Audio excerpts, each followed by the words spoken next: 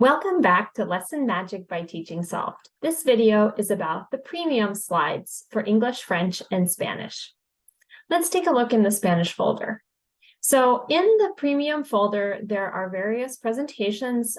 Usually they're themed around the vocabulary topic or particular reading. Sometimes they're themed around grammar, but they're not grammar explanations, like with a chart of verbs. They are themed around activities that enable you to use that grammar, where the grammar is used in the videos or readings that are contained in the slides to support real communicative objectives. And often there's also a link to a table or other resources that the students can take advantage of if they need that support for being able to carry out the activities. Sometimes there are also accompanying documents that you can see in the folder here that are linked inside the slides. That might be a vocabulary map or a graphic organizer that they need to be able to do the activities in the document. A few of the documents also have an answer key for the comprehension questions that go along with the readings. If so, it's labeled in the slide and it's found at the end. If you don't want the students to have that, of course, you can save the answers separately and delete them when you use it yourself. So let's take a look at how you would make a copy of one of these to be able to edit it for your own use. So for example, daily routine, PowerPoint, I'm going to go ahead and open that up. And it says view only. So what you would have to do in order to make a copy of this to edit it yourself is you would go to File, and then you would go to Make a Copy, entire presentation, and then it will ask you where you want to save that, and it will give you options inside your own Google Drive. You can also look up here in the top right to see what account you're logged in as when you are making that copy. That way you know where it's going to save. Most likely you only have access to the folder on one account anyway, so you already have to be on the correct account. But it's always good to double check if you're running into problems making a copy and saving. Just make sure you're in your correct Google Drive account that has that access. And then when you go back later to your Google Drive, just make sure that you're in the same Google Drive. You can find that file to edit it.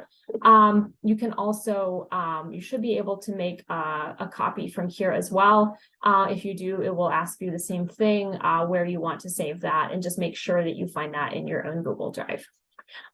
So for example, in this one, there are objectives that I have in English just because it's a basic level, just to make sure the students know what they are able to do by the end of the lesson. And of course, you can also do things like make a handout out of the objective slide to give them something to check off as they go through to make sure they're really meeting those objectives, and have them do things like thumbs up, thumbs down about how they feel on the different objectives as they go through, because this is probably not just one day. This is probably longer than a class period. Depends how long your class period is and whether you assign parts of it as homework or just do it all in class. So you might want to take more time on some of these activities. There's also an agenda. Again, this can be modified if you are adding things or taking them out to use as homework, but they all have some sort of before reading, while reading, after reading, your turn, review, and extension. Usually some combination like that. There might be multiple readings or multiple videos as well. So for example, in the before reading, this one is about telling time. Reviewing how to say what time things are at in Spanish is a separate video that is clickable if you are in slideshow view. If you are not in slideshow view, you'll have to just click on it here. And then these are all based around interaction, right? So talk to a classmate about your class schedule, what time things happen. They don't have to fill the whole thing in. This is just a sample, but it's just reviewing, making sure they remember how to tell time before going on with the rest of the activities. And then what I've done is in the reading that they're going to be doing, I've taken out some of the cognate words, right, that are similar between their first and second language, so that you can focus on the strategy, right, and not just assume that, oh, if it's similar to the English word, they'll be able to know it. It's a good strategy for them to be able to recognize that, because a lot of times the endings on a word, they don't necessarily, there might be a textbook page that says, part of speech right? If it ends in this, it's a noun. Well, that doesn't necessarily help them get to the meaning, right? So you can always do other things like that, like bringing out, having them guess about related words as well, even ones that aren't in the reading, so that they can start getting practice with some of those patterns. And then I also want them to be able to then use some of these same phrases they get in the reading when they go on to their interpersonal activities or presentational activities afterwards. And also because this is a reading, they're not going to hear the pronunciation.